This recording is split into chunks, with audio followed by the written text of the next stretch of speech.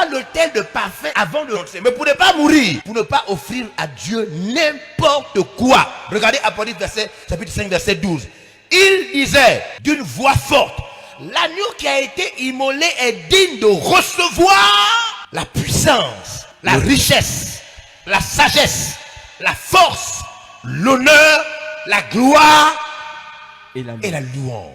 Donc, l'autel de parfum, c'est la partie maintenant de la prière où nous reconnaissons que toutes ces choses-là, c'est Dieu. C'est là où on découvre que Dieu est l'honneur, Dieu est la richesse, Dieu est la sagesse. Tout ça vient de Dieu. Pas d'une autre chose, pas d'une autre personne.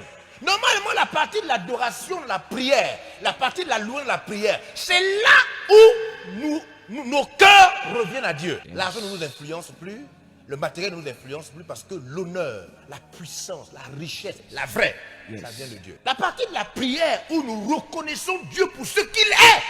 Parce que ici, ce verset dit à lui la gloire, la puissance, à lui la richesse et l'honneur. Donc l'autel de parfum, c'est avant que tu ne rentres dans le lieu très saint. C'est là où tu vois qui est derrière le rideau. Tu réalises qui est derrière le rideau. On ne te permet pas de rentrer sans réaliser qui est derrière le rideau. Parce que si tu ne réalises pas qui est derrière le rideau, tu peux mourir à l'intérieur. C'est cette partie où normalement les yeux du chrétien, du croyant, s'ouvrent. Le verset 13.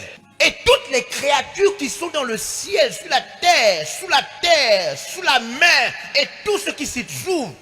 Et j'entendis qu'il disait à celui qui est assis sur le trône, à l'agneau, soit la louange, l'honneur, la gloire, la force, au siècle des siècles. Amen.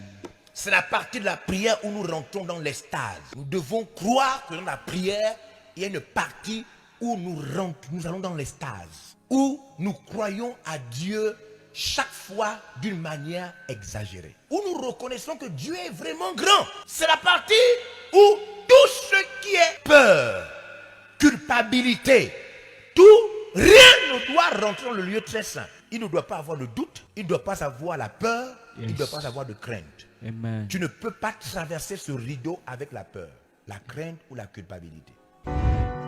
Vous pouvez retrouver l'intégralité de ce message sur la page Facebook et la chaîne YouTube de l'apôtre évangéliste Georges Olivier Passabois. Abonnez-vous et ne ratez plus rien. Cet extrait a été réalisé grâce au concours des partenaires VLR Impact TV.